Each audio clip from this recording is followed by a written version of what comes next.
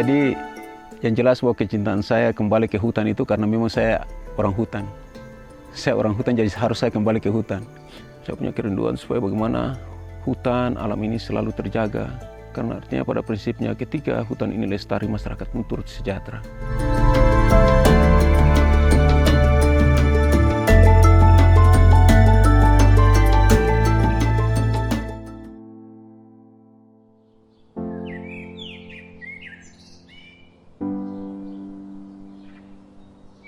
Nama saya Nason Sapulete, biasa dipanggil Sony, dan saya lahir di Masihulan 14 Januari tahun 1971.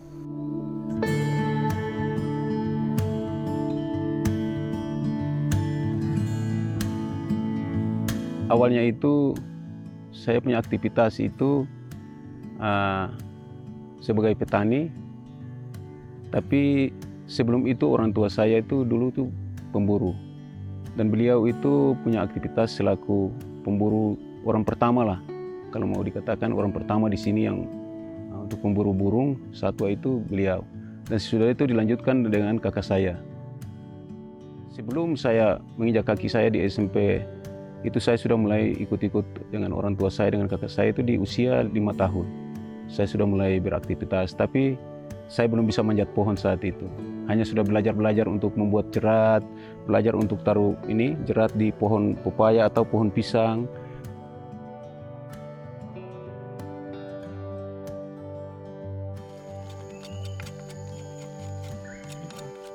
Di tahun 87 saya mulai belajar untuk mau berburu. Tapi saat itu kita berburu harus manjat pohon yang tinggi-tinggi seperti ini.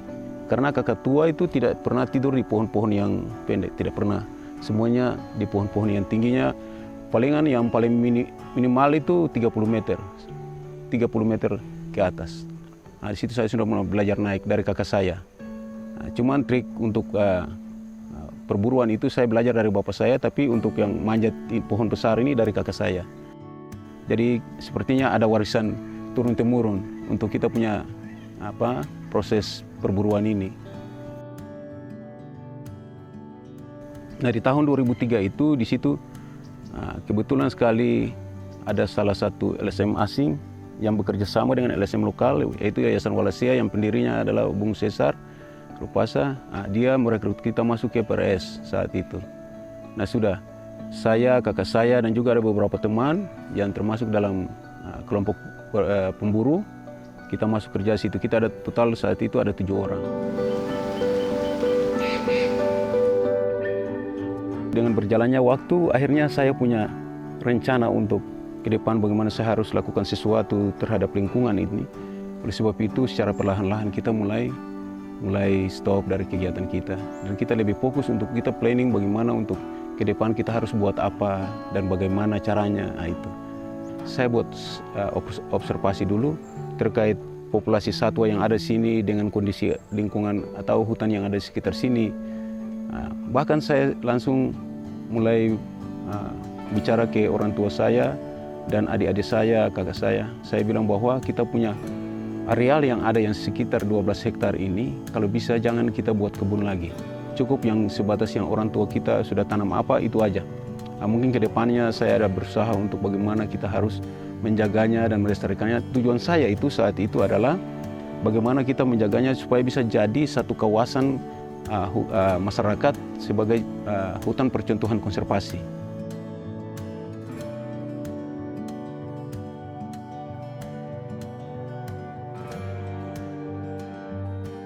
Nah, di tahun 2018 disitulah berdiri organisasi saya. Dan saya mulai pertama kali saya mendirikan organisasi saya dan saya bermitra langsung. Saya buat permohonan ke Balai Konservasi, yaitu Taman Nasional Mantusela, untuk saya bermitra. Dan ya, syukur alhamdulillah mereka langsung respon saya. Mereka terima saya dengan apa yang saya punya program ke depan itu. Mereka terima saya dan sudah kita jalan. Tapi sebelum itu, dulu waktu proses perjalanan kehidupan saya untuk berburu, di tahun 2005 itu pernah saya ditangkap oleh Taman Nasional Mantusela. Dan saya dipenjarakan sekian bulan di Taman Nasional Mantusela. Saya menjalani hukuman selama kurang lebih 3 bulan ya. Iya, sekitar itu. Saya keluar Dan saat itu saya pikir mungkin ya inilah imbas daripada saya punya keserakahan dengan keluarga saya. Jadi mungkin yang sekarang saya lakukan adalah bagaimana saya harus punya satu konsep yang bagaimana saya harus merubah pola pikir masyarakat itu, dan saya harus pakai strategi apa. Jadi saya berusaha bagaimana cara dengan kehadirannya tamu, saya ajak tamu masuk ke lokasi-lokasi warga yang masih di situ ada potensinya seperti sarang burung atau pakan burung yang memang nanti burung-burung apa yang ke situ ya saya ajak ke situ. Dan ketika ajak ke situ nanti ada kontribusinya ke orang yang punya lahan. Nah, itu strategi saya untuk bagaimana mau sadarkan mereka. Jadi kalau kita mau sadarkan masyarakat, artinya masyarakat awam itu susah sekali. Jadi harus disertai dengan finansial seperti itu. Tapi kalau kita cuma sosialisasi, cuma ngomong, ya pastilah mereka tidak mau dengar. Mereka mau perlu itu lihat, oh apa yang kamu ngomong ini apa, artinya imbasnya apa, kan gitu.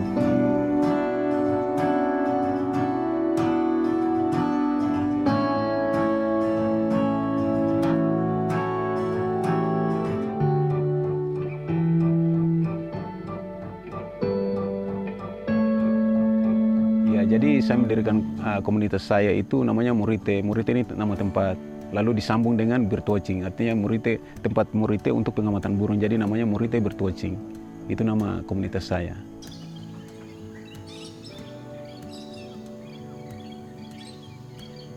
Di sini yang saya lebih prioritas yaitu untuk satwa, khususnya burung-burung paruh bengkok ya. Karena itu merupakan ya salah satu jenis satwa burung paruh bengkok di sini yang menjadi endemik Pulau Seram adalah Kakatua malukensis. Nah, itu yang sekarang saya lebih prioritas untuk mempertahankan dia punya kestabilan, dia punya populasi. Karena kesian, yang sekarang jadi target perburuan adalah kakatua, bukan yang lain. Tapi cuman kesian di sini kan di dalam areal 12 hektar ini yang ada cuman tiga sarang kakatua yang ada.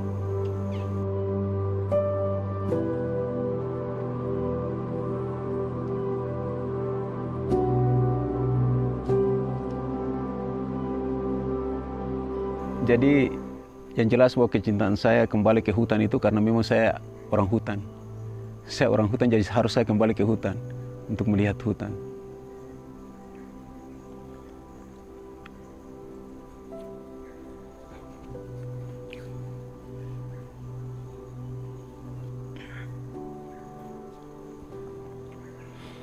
Jadi memang kalau saya mau cerita tentang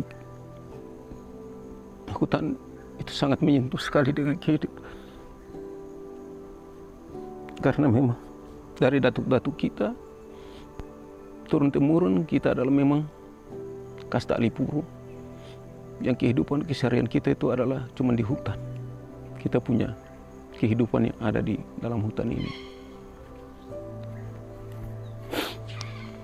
Oleh sebab itu saya ingin sekali dan ini bagian dari saya menebus segala keserakahan saya dengan keluarga saya dari masa lalu.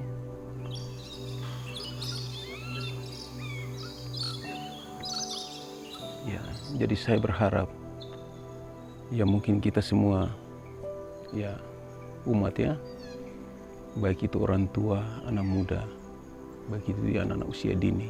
Saya berharap bahwa artinya kita semua punya konsep yang sama untuk mempertahankan keutuhan daripada ekosistem di sekitar kita. Nah, karena ketika hutan ini sudah tidak ada lagi, berarti yang pertama satwa-satwa mau dikemanakan, dan di situ bencana akan melanda.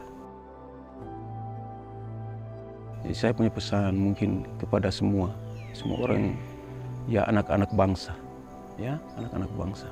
Kita semua harus berperan penting dalam melihat hal ini. Jangan kita duduk lipat tangan.